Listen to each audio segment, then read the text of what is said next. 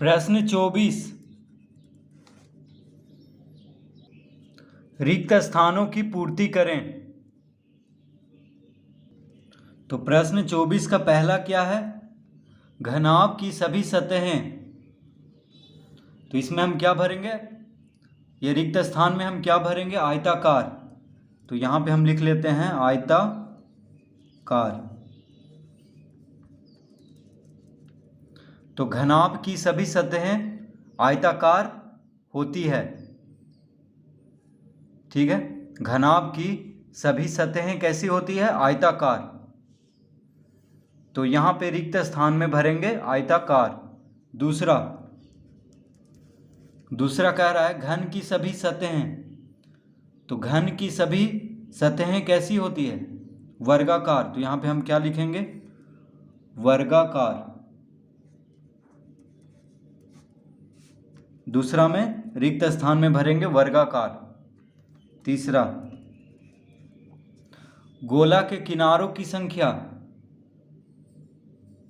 तो गोला के किनारों की संख्या 0 होती है। तो हम यहाँ पे क्या भर देंगे? 0।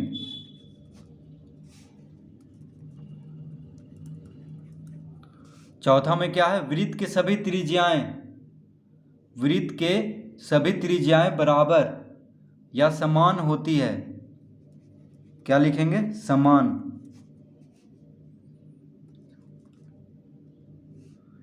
तो इसका मतलब हुआ कि वृत्त के सभी त्रिज्याएं क्या होती है? समान होती है, यानी बराबर। बेलन की 2 सतहें समतल एवं एक सतह वक्र होती है। तो यहाँ पे 2 रिक्त स्थान है। तो पहला में भरेंगे समतल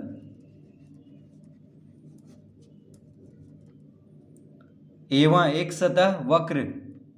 दूसरा रिक्त स्थान में भरेंगे वक्र। तो इस तरह रिक्त स्थानों की पूर्ति करेंगे।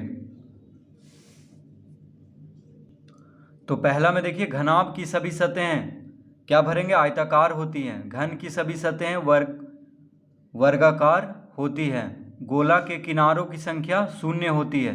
वृत्त के सभी त्रिज्याएं समान होती हैं। बेलन की 2 सतहें समतल एवं एक सतह वक्र होती है। तो पहला में आयताकार, दूसरा में वर्गाकार, तीसरा में 0, चौथा में समान, पांचवा में समतल और वक्र। प्रश्न 25, निम्नलिखित आकृतियों में दिए गए भाग को छायांकित करें। प्रश्न 25 का पहला, तो आकृति दिया हुआ है, कह रहे निम्नलिखित आकृतियों में दिए गए भाग को छायांकित करें। तो यहाँ पे आकृति हम सबसे पहले बना लेते हैं। आकृति बना लेते हैं, उसके बाद इसको छायांकित करेंगे।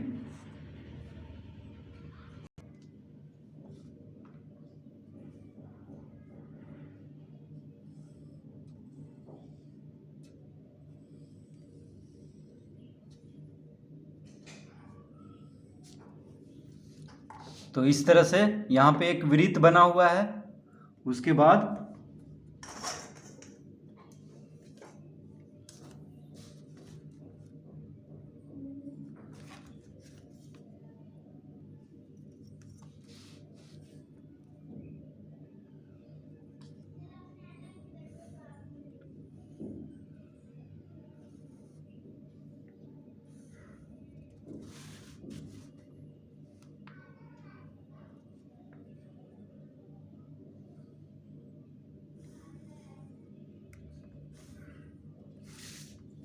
इस तरह से ये आकृति बना हुआ है। यहाँ पे लिखा हुआ है 1/4 भाग, 1/4 भाग लिखा हुआ है यहाँ पे। तो क्या कह रहा है? दिए गए भाग को छायांकित करें। तो देखिए 1/4 क्या लिखा हुआ है? 1/4, 1/4। तो यहाँ पे देखिए हर में कितना है? 4 है, 4 है। यहाँ पे देखिए 4 घर बना हुआ है, 1 2 3 4, 4 बराबर भाग में इसको बांटा हुआ है। ठीक है, 1 2 3 4, इस वृत्त को 4 बराबर भाग में बांटा गया है। तो अंश में कितना है? 1। देखिए हर में 4 लिखा हुआ है, तो यहाँ पे 4 भाग में बांटा हुआ है, इसका मतलब यहाँ पे 4 भाग है और एक ऊपर लिखा हुआ है, यानी एक भाग को यहाँ पे छायांकित कर देना है, एक घर को छायांकित कर देना है। ठीक है, तो किसी भी एक घर को हम छायांकित कर देंगे। तो देखिए पेंसिल से इस तरह से हम इसको छायांकित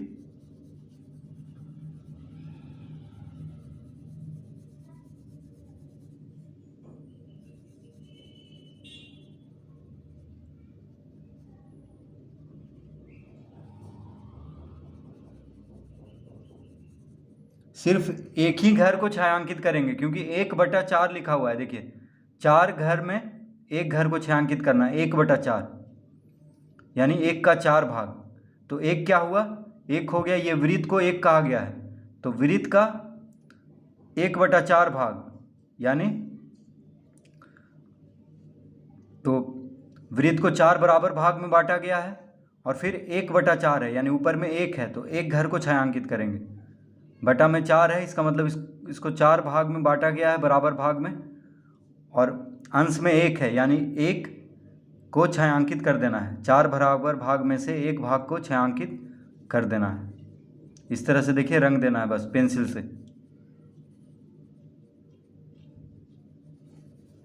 तो ये हो गया इसका उत्तर।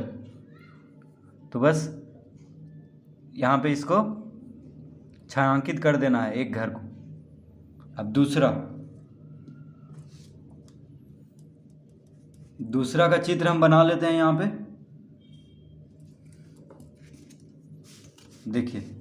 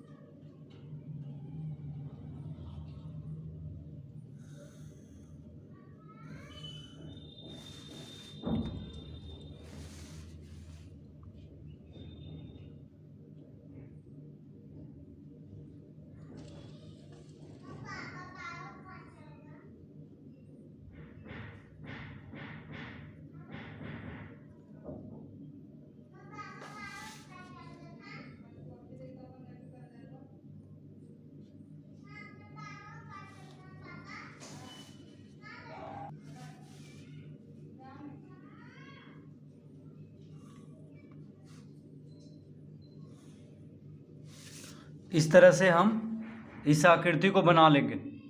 सब देखिए बराबर घर यहाँ पे हम बनाए हैं।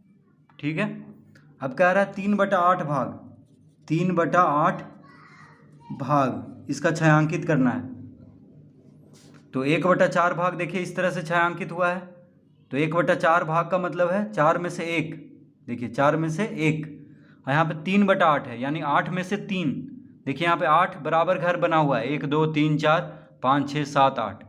तो 3/8 भाग का मतलब क्या हुआ, 8 में से 3 घर, 8 में से 3 को छायांकित कर देना है। 8 बराबर जो घर यहाँ पे बना हुआ है उसमें से 3 घर को छायांकित करना है। तो 1/4 भाग का मतलब क्या हुआ, 4 में से 1। 3/8 का मतलब 8 में से 3, तो 3 घर को छायांकित यहाँ पे कर देना है इस तरह से।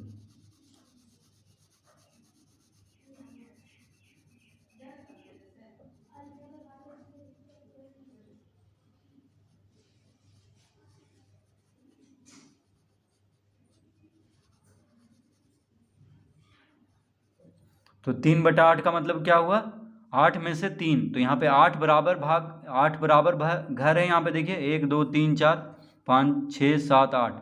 तो 8 में से 3, तो 3 घर को छायांकित यहाँ पे हम कर देंगे।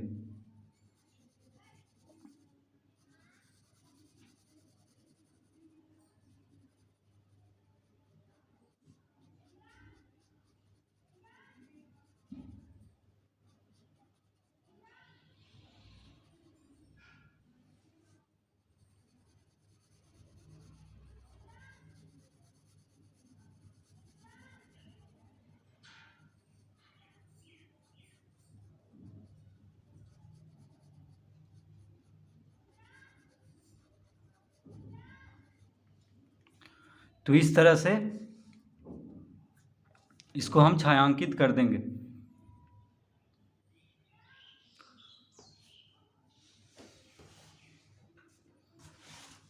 तीसरा,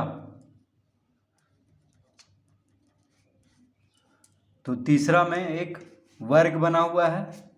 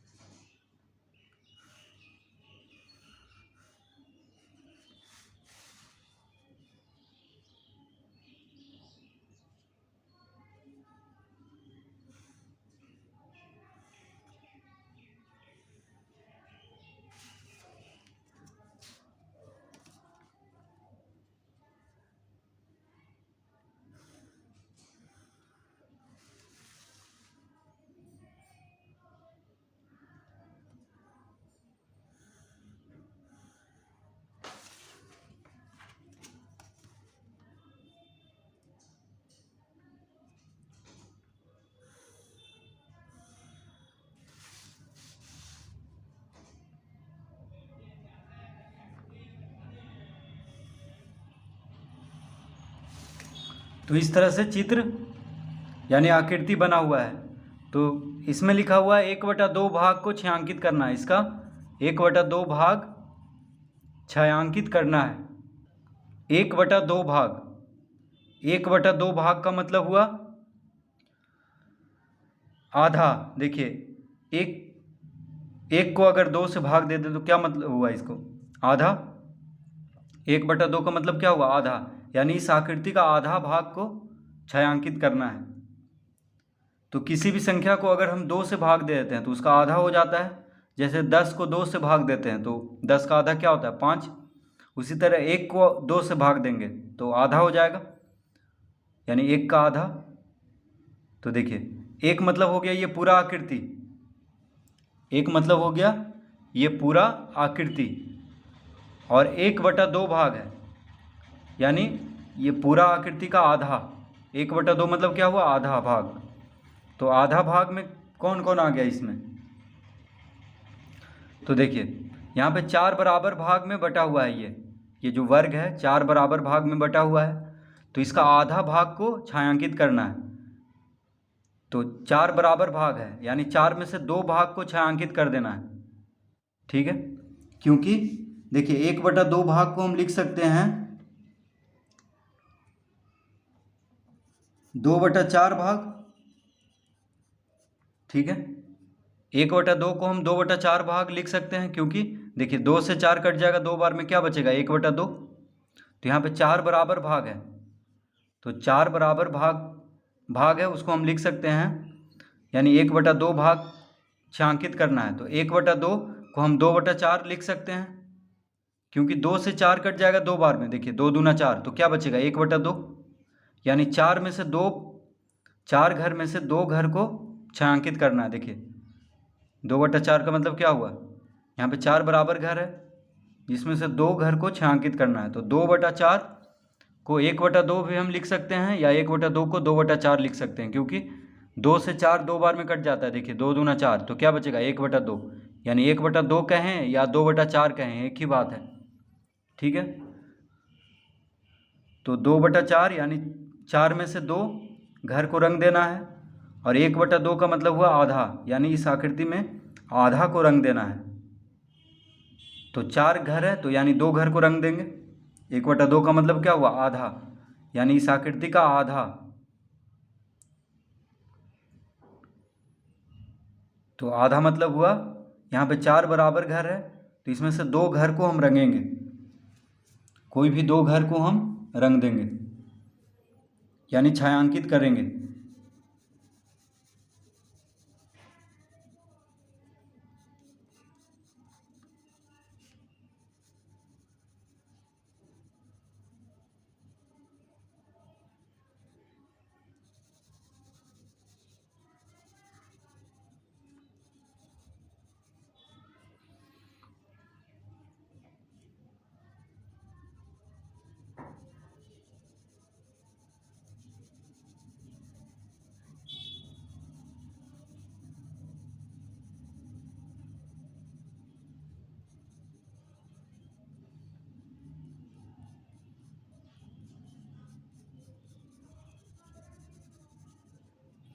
तो इस तरह से इसको हल करेंगे। प्रश्न 25,